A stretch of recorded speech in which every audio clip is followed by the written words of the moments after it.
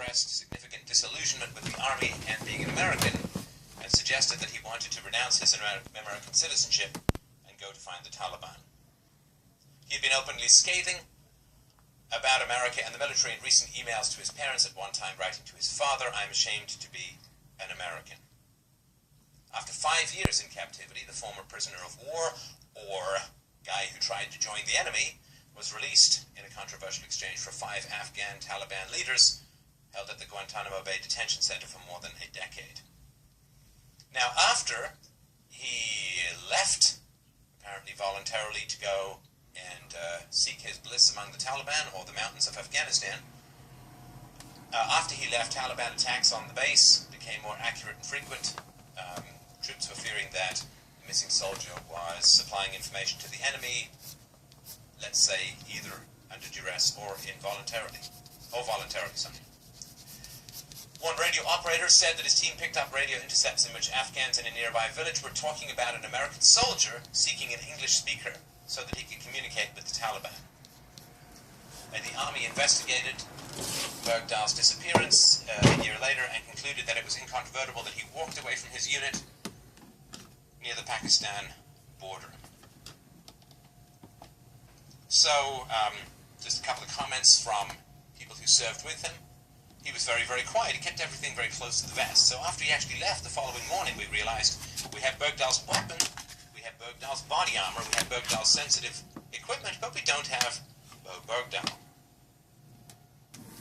And this is quite a challenge to sustain as a story about an honorable soldier who left. Listen, I mean, I've never served in uniform. I do come from a family with a fairly extensive military background, so I know a little bit about this. Desertion is second only in crimes in the military to actually joining the enemy and firing back on your own troops. Bergdahl asked one of his companions, or one of his comrades, "I wonder how much of a cash advance I can get, and I wonder how I could mail home my personal computer and other belongings." He was also asked what would happen if his weapon and other sensitive items, such as night vision goggles, went missing. So, this is quite challenging to figure out. I'm not sure why there's going to be a huge amount of investigation if somebody leaves their post and doesn't return.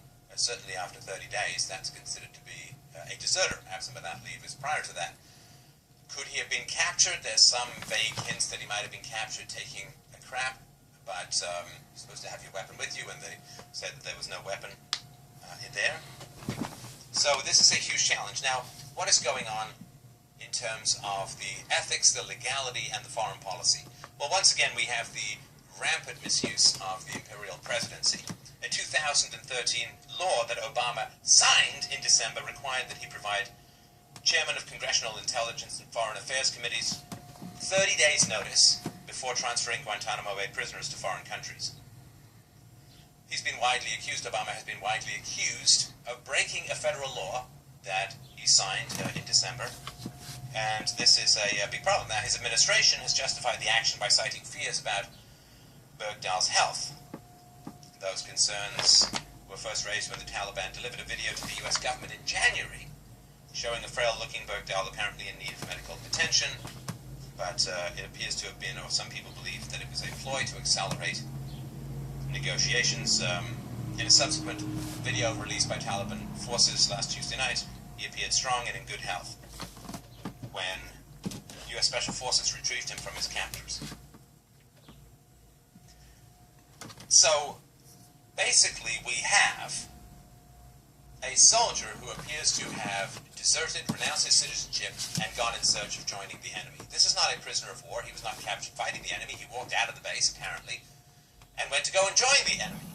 This will, of course, probably never be established because the Taliban probably won't talk, and he himself probably won't talk. I mean, why would he? What's the point of being released from being a captor in Afghanistan to going into jail in America for desertion and joining forces with the enemy, if he talks about that? So probably there will be no answer with this at some point.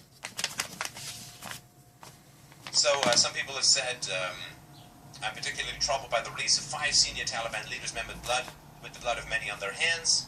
and the implications for our deployed forces. I am no less, this is Mr. McKeon, I'm no less concerned that the Obama administration broke a national security law passed with bipartisan support and signed by the president in transferring these detainees. Now, Defense Secretary Chuck Hagel the House Committee on Armed Services on Wednesday questioned Defense Secretary Chuck Hagel on why the Obama administration failed to obey this new law requiring this. I can tell you it's because both as a Democrat and as the first multiracial president, he can pretty much get away with anything. You may have noticed that the anti-war movement has evaporated since Obama took power.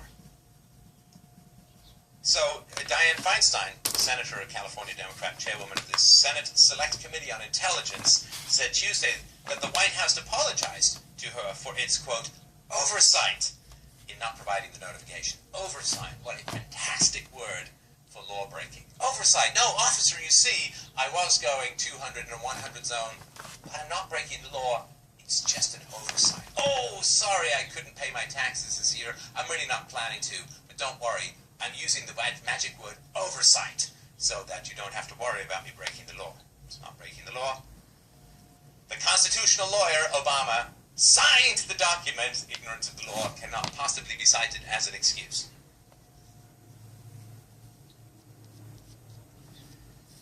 Now,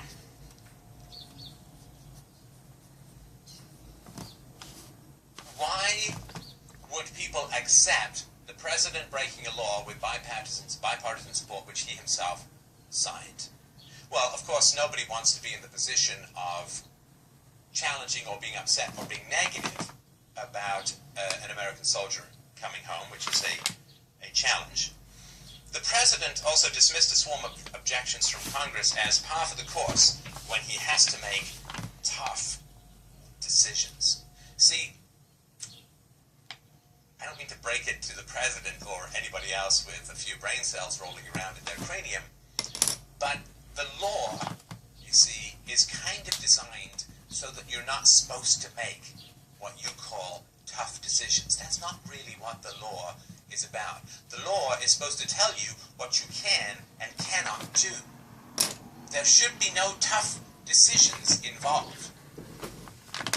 Like if I want to go strangle a hobo, it's not making a tough decision. It's breaking the law. It's committing murder. The whole point of a framework of law and limited government and limited powers and the balance of powers is so that you're not allowed to make what you call tough decisions. It was a tough decision to run over that pregnant woman in my car. How we accept this thing.